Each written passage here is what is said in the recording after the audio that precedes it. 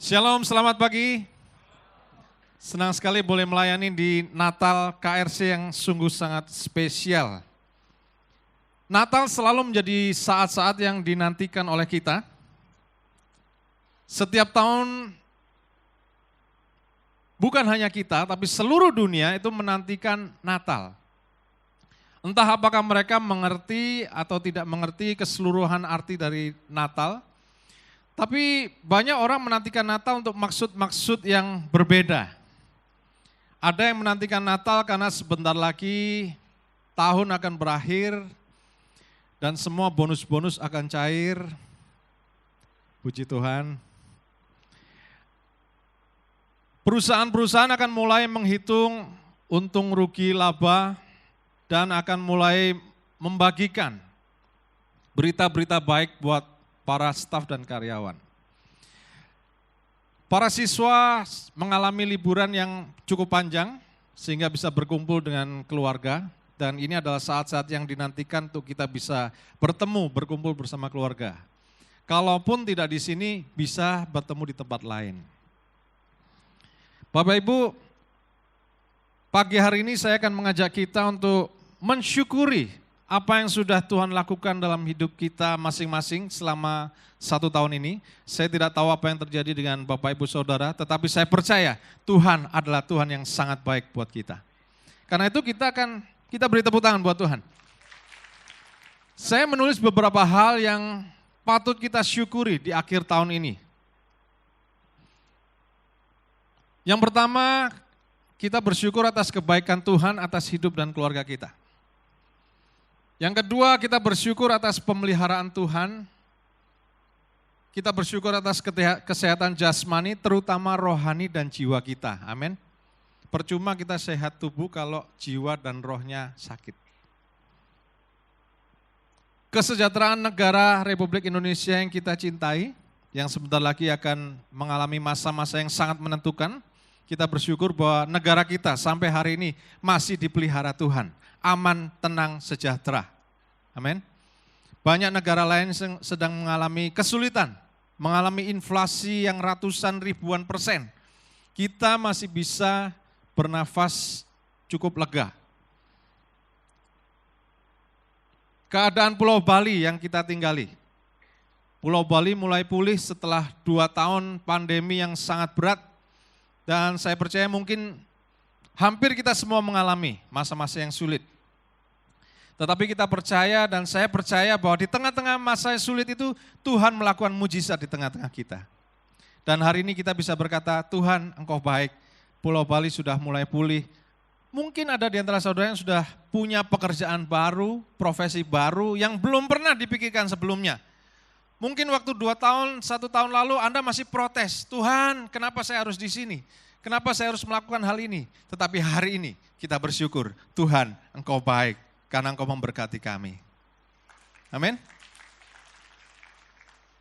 Lalu kita bersyukur untuk teman-teman dan sahabat. Coba lihat kanan kiri Anda. Itu teman-teman dan sahabat Anda. Bersyukur masih ada mereka, bersyukur kita masih berbagi kasih dan kemurahan. Saudara, saya tahu mungkin di antara kita juga mengalami kehilangan. Ada di antara teman atau sahabat saudara kita yang tidak lagi bersama kita tahun ini. Saya sendiri, keluarga kami juga ditinggalkan beberapa orang yang kami kasihi tahun ini. Tapi kami tetap bersyukur bahwa Tuhan tetap memelihara kita. Amin. Dan masih banyak lagi. Saya tulis masih banyak lagi. Saudara bisa taruh titik-titik itu.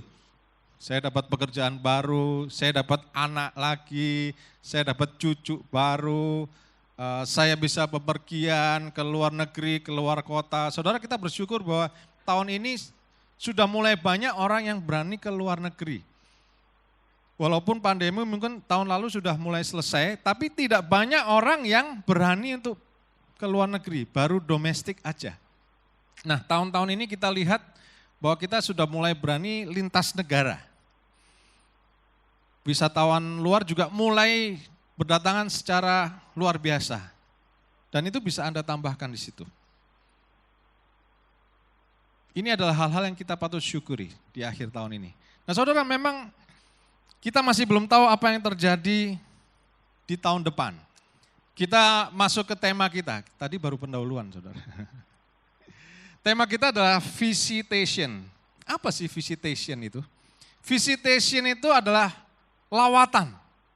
Kalau bahasa Alkitabnya. Kalau bahasa sehari-hari, kunjungan. Nilii. Anda mungkin kalau bahasa Jawa, nilii. Kalau zaman saya dan orang tua saya adalah besuk. Anda tahu besuk? Masih tahu kata-kata besuk? Ada yang tahu kata besuk? Nah, besuk itu visit. Ya. Kalau di dalam zaman modern sekarang, kata visit ini kita temukan di dunia medis. Kalau Anda sedang opname di rumah sakit, maka ada yang namanya visite, betul ya? Dokter mengunjungi. Nah, kenapa orang itu harus dikunjungi? Ada banyak alasan kenapa orang itu dikunjungi. Yang pasti dia pasti dalam keadaan yang lemah. Dia dalam keadaan yang kekurangan. Dia dalam keadaan sakit. Dia dalam keadaan ditinggalkan. Maka dia harus divisit. Orang di rumah sakit divisit oleh dokter karena dia mengalami lemah secara fisik. Ada sakit penyakit, dia harus ditilii, dibesuk. Bukan hanya oleh dokter, tetapi juga oleh keluarga dan rekan-rekannya. Untuk apa? Untuk didoakan, untuk dikasih semangat, untuk diberkati secara medis, diberikan makanan, gizi yang kuat. Visit. Nah, kata visit itu kita temukan pertama kali di Perjanjian Lama, di dalam Kejadian 21 ayat 1, Tuhan memperhatikan, Tuhan visit Sarah, seperti yang difirmankannya, dan Tuhan melakukan kepada Sarah seperti yang dijanjikannya. Tahun sebelumnya, Sarah dikunjungi oleh Tuhan, tetapi dalam keadaan yang lemah. Tidak bisa punya anak. Dan tahun berikutnya, Tuhan betul-betul memperhatikan. Visit. Mengunjungi Sarah. Nilii Sarah.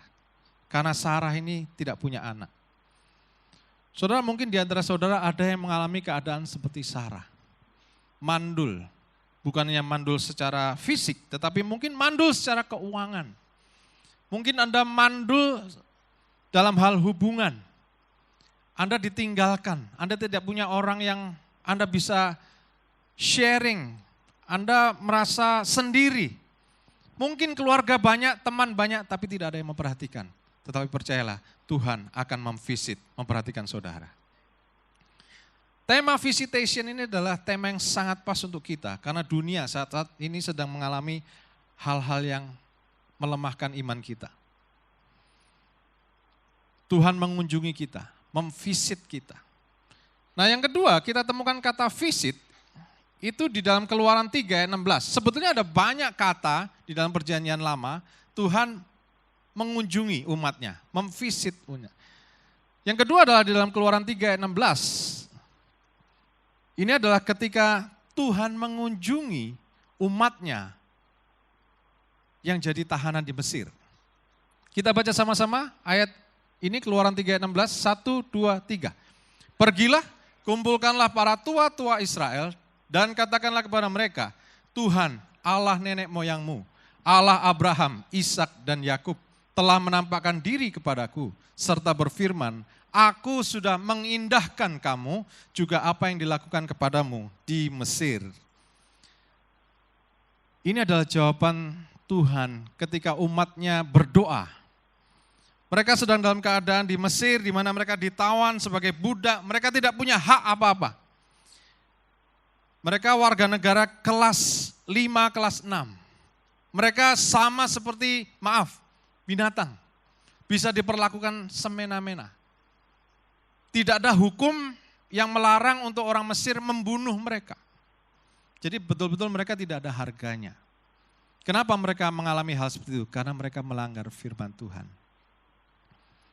Karena mereka tidak taat sama Tuhan. Mereka harus diingatkan kembali bahwa Tuhan itu sangat mengindahkan mereka. Tuhan memperhatikan umatnya. Dan pada saat itulah Musa dipanggil, dipilih. Dan bertemu dengan Tuhan di padang gurun. Setelah Musa juga sepertinya ditinggalkan oleh Tuhan. Anda tahu bahwa riwayat Musa itu adalah 40 tahun dia jadi pangeran di Mesir. Dia adalah orang yang digadang-gadang menggantikan Firaun. Tetapi karena dia salah mengambil keputusan, dia harus jadi pelarian ke padang gurun. Dia jadi nobody. Dulunya dia somebody, but he become nobody. Di padang gurun, dia nggak punya pasukan. Kalau dulunya dia punya pasukan yang hebat, dia adalah jenderal, dia adalah komandan perang. Dia memimpin untuk membangun kota-kota perbekalan. Tetapi ketika dia di padang gurun, dia betul-betul seperti ditinggalkan. Dia hanya jadi gembala domba. Dan yang lebih parah lagi ini adalah domba mertua. Bukan dombanya sendiri, bukan bisnisnya sendiri, ini adalah bisnis mertuanya. Saya tidak mengecilkan orang yang bisnis mertua, karena saya juga masih tinggal sama orang mertua. Jadi saya bisa memahami perasaan Musa. Anda yang masih tinggal bersama mertua, Anda yang kerja di bisnisnya mertua, Anda akan mengalami hal-hal yang ya seperti yang Musa alami nanti. Seperti ditinggalkan, seperti dianggap remeh. Kadang-kadang kita akan merasa seperti saya keliru ada di tempat ini. Saya seharusnya bisa menjadi lebih baik. Saya seharusnya bisa dinilai lebih baik. Dan ada banyak seandainya yang lain. Tetapi percayalah, Tuhan mendengar semua doa kita. Tuhan tidak pernah meremehkan kita. Tuhan tidak pernah memandang rendah kita. Tuhan tidak pernah memandang rendah Musa. Bahkan sebetulnya 40 tahun di padang gurun itu adalah persiapan Tuhan untuk Musa. Karena 40 tahun berikutnya dia yang akan memimpin bangsa Israel di padang gurun yang sama. Saudara, Tuhan tidak pernah keliru menempatkan kita dimanapun kita berada. Mungkin Anda berasa, aku keliru ada di tempat ini. Tuhan, aku gak seharusnya ada di sini. Musa mungkin juga berpikir, saya dulu keliru membunuh perwira Mesir itu. Seharusnya saya diam saja, seharusnya saya gak usah sok pinter. Gara-gara keliru itu dia harus 40 tahun di padang gurun sendirian. Tapi rupanya di padang gurun itulah Tuhan mengajar dia. Selama 40 tahun, dia tahu setiap sudut padang gurun. Dia tahu di mana ada oase. Dia tahu di mana ada banyak ular di sana. Dia tahu ada banyak rumput di sebelah sana. Selama 40 tahun, Anda bayangkan kalau orang 40 tahun di tempat yang sama, Anda pasti sangat mengenali lingkungan Anda. Betul ya? Anda mungkin sudah tinggal di lingkungan Anda 5 tahun, 10 tahun. Anda pasti mengenal setiap gang-gang di sebelah rumah Anda. Kecuali kalau Anda orangnya nggak pernah keluar-keluar ya, tiap hari hanya rumah, kantor, ya Anda nggak tahu apa-apa. Tapi kalau seperti saya suka berkelana. Saya suka mencoba jalan-jalan baru. Hari ini saya lewat sini, minggu depan saya lewat situ, mungkin tahun depan saya lewat rute yang lain. Saya bisa tahu di sekitar rumah saya ada toko baru di mana. Ada minimart terbaru di mana. Karena itu penting untuk kelangsungan hidup kita. Di mana depot restoran terbaru? Kalau Anda di sekitar Anda pasti tahu. Apalagi kalau sudah 40 tahun. Itu yang terjadi dengan Musa. Tuhan persiapkan Musa selama 40 tahun di padang gurun. Supaya pada saat Tuhan melawat umatnya, Musa sudah siap.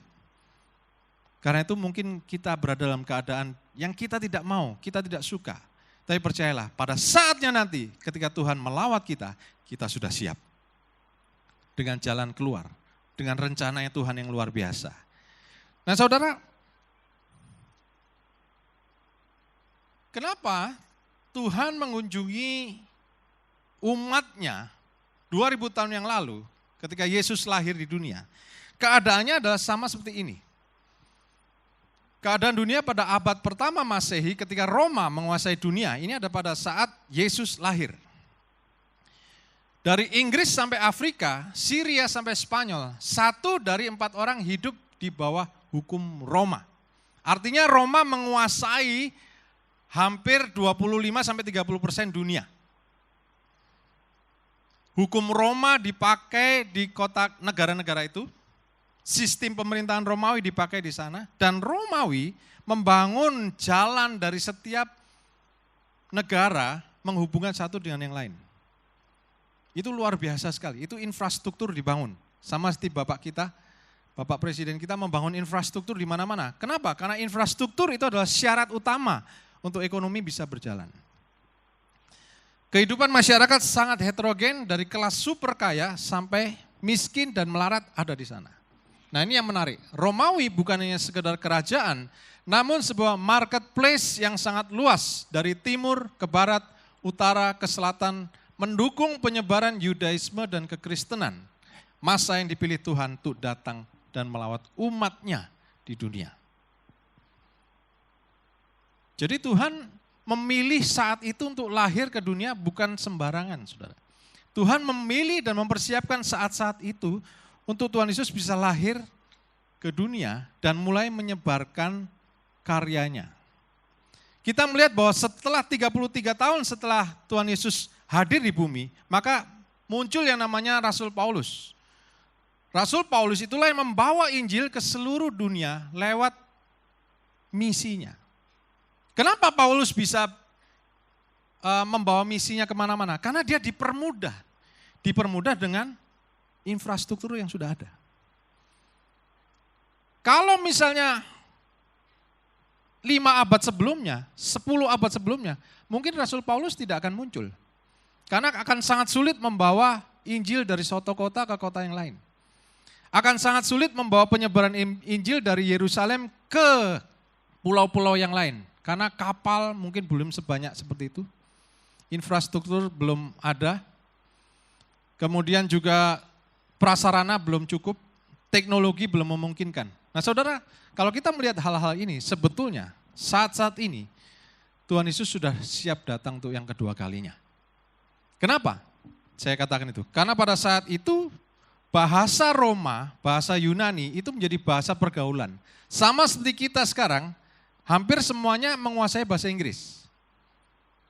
Walaupun mungkin Inggrisnya Inggris Jawa, Inggris Singapura, Inggris Australia. Tapi kalau Anda baca literatur Inggris, Anda ngerti. Anda menggunakan media sosial, Anda ngerti bahwa ini adalah bahasa Inggris. Anda ingat gak bahwa salah satu nubuatan ketika Tuhan Yesus datang kembali, di 1 Tesalonika 5, ketika dia akan menjejakkan kakinya di Yerusalem, seluruh dunia akan melihat. Betul ya? Nah Anda waktu baca ayat itu mungkin Anda gak bayangkan. Tetapi coba kita bayangkan, gimana caranya Tuhan Yesus datang kembali ke dunia, tapi seluruh dunia bisa lihat. Itu hanya mungkin dengan gadget, media sosial, live. Semua orang di seluruh dunia akan bikin live. Dan kita di seluruh dunia bisa lihat secara live, bersamaan. Amin. 20 tahun yang lalu mungkin belum bisa. Teknologinya belum memungkinkan. Tetapi sekarang teknologi sudah memungkinkan. Karena itu bersiaplah, Tuhan akan segera datang. Kita beri tepuk tangan. Maranatha, Tuhan segera datang. Karena semuanya sudah disiapkan, saudara. Dulu waktu Yesus mau lahir sebagai manusia, semua sudah disiapkan. Infrastruktur disiapkan, teknologi disiapkan. Ketika sekarang Tuhan Yesus mau datang kedua kali, semuanya sudah disiapkan. Karena itu kita harus siap-siap dengan kedatangan Tuhan yang kedua. Mungkin ada di antara kita yang mengalami hal yang baik, tapi ada juga yang mengalami hal-hal yang kurang baik. Tapi kita percaya, tahun 2024 akan menjadi tahun yang lebih baik buat kita. Amin. Nah saudara, sebetulnya dalam optimisme kita juga harus realistis. Karena dunia semakin tidak menjadi lebih baik sebetulnya. Tetapi kita percaya penyertaan Tuhan tetap bersama kita. Tetapi di satu sisi lain, kita harus secara realistis melihat tahun depan ada problem-problem yang harus kita hadapi. Saya catat di tahun 2022 itu populasi sudah 8 miliar dunia. Gak tahu kalau salah, tolong diralat ya. Tahun 2022 itu 8 miliar.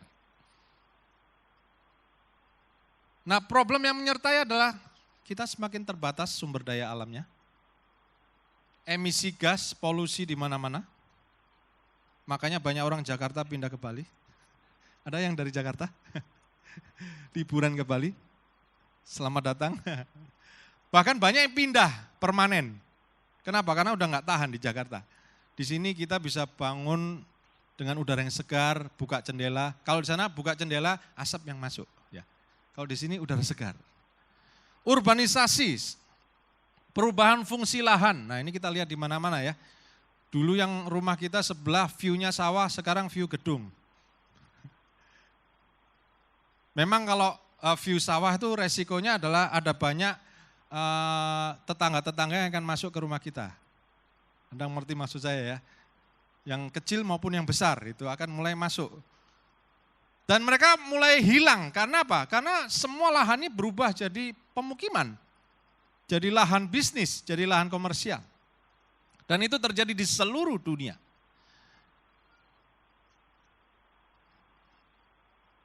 Limbah semakin bertambah, perubahan iklim.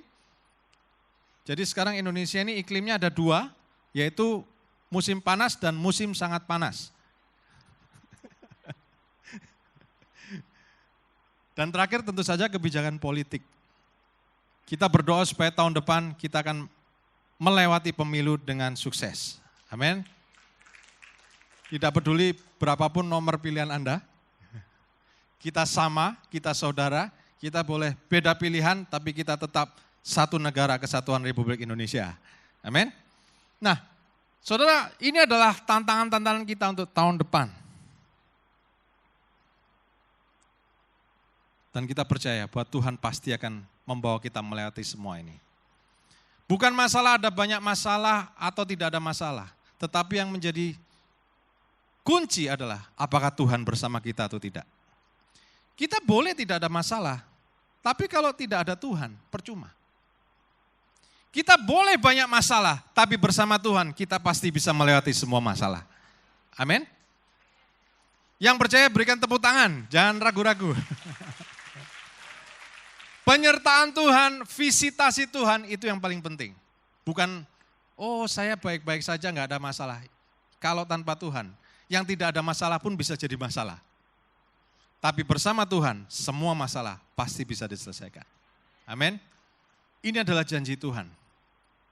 Ketika Dia mengunjungi, memvisit kita. Kita akan baca ayat ini sama-sama bersama-sama dari ayat 1 dan 5 Yesaya 9. 1, 2, 3. Bangsa yang berjalan di dalam kegelapan telah melihat terang yang besar. Mereka yang diam di negeri kekelaman, atasnya terang telah bersinar.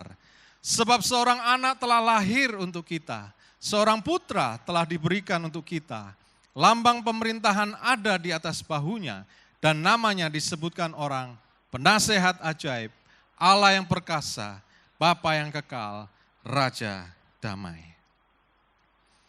Kita bersyukur hari ini kita merayakan kelahiran Yesus Kristus yang melawat kita, dunia, bangsa yang tengah ada dalam kegelapan, tetapi karena terang Kristus, kita boleh melihat jawaban atas segala permasalahan kita. Saudara, saya akan tutup dengan satu hadiah. Hari ini saya bawa hadiah. Walaupun nggak kelihatan, tapi sebetulnya saya banyak bawa hadiah. Saya akan memberikan hadiah ini kepada 10 orang yang angkat tangan paling cepat. Belum.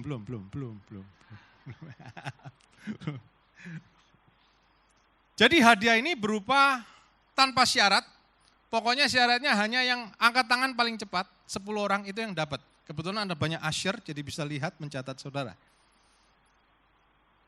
Saya akan berikan tanpa syarat, gratis, tidak ada kondisi apapun, 100 miliar kepada 10 orang angkat tangan pertama. Loh kok nggak ada yang angkat tangan?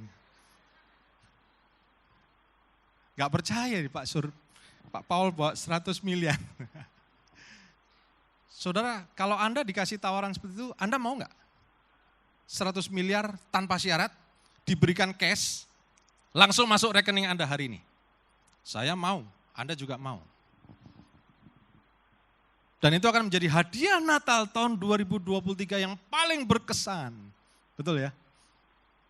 Tetapi bagaimana kalau saya bilang seperti ini? Saudara, Anda akan dapat 100 miliar hari ini langsung ke rekening Anda, tapi Anda hanya punya waktu 24 jam untuk menikmati. Gak mau kan? Gak ada yang mau. Saya gak mau. Tidak ada orang, mungkin ada, tapi mayoritas 99% akan lebih memilih umur panjang daripada 100 miliar.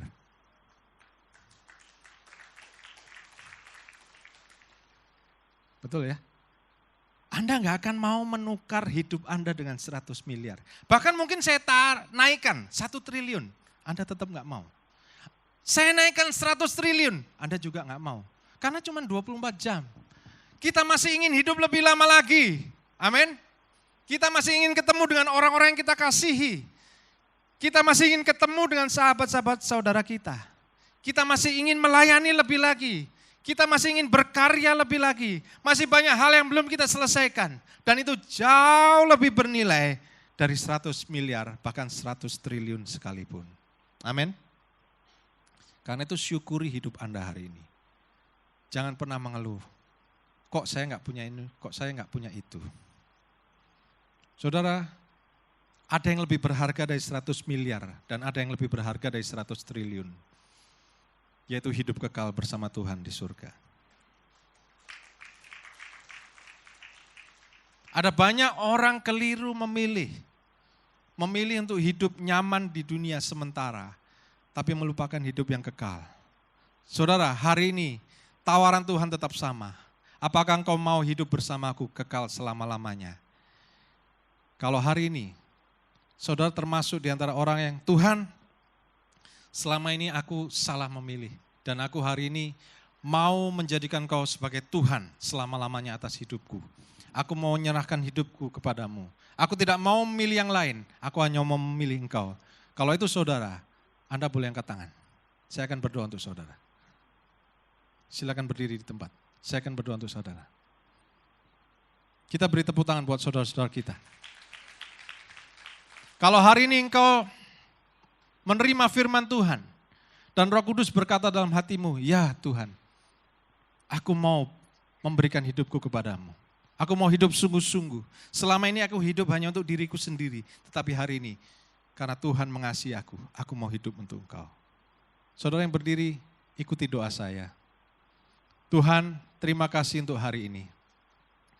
Hari ini aku menerima Engkau sebagai Tuhan dan Juru Selamatku. Aku mengakui bahwa aku adalah manusia berdosa. Dan aku membutuhkan Engkau sebagai Juru Selamat. Masuklah dalam hatiku. Jadilah Tuhan atas hidupku. Dan aku mau hidup melayani Engkau selama-lamanya. Terima kasih Tuhan. Amin. Silakan Ibu duduk. Kita beri tepuk tangan buat kedua saudara kita. Hari ini surga bersorak karena ada jiwa-jiwa yang diselamatkan. Dan hari ini kalau ada yang dibaptis, saya mengucapkan selamat kepada Anda. Dan kalau ada yang tergerak untuk menyerahkan diri untuk dibaptis, ada? Yang belum dibaptis? Anda punya kesempatan spesial hari ini untuk Anda dibaptis di hari Natal. Dan itu akan menjadi hadiah yang terindah buat saudara dan buat Tuhan. Amin. Baik, ayat yang terakhir. Saya ajak kita semua bangkit berdiri. Ini adalah ayat tema kita hari ini. Kita akan baca sama-sama ayat ini. 1, 2, 3. Terpujilah Tuhan Allah Israel, sebab ia melawat umatnya dan membawa kelepasan baginya. Tuhan Yesus memberkati. Amin.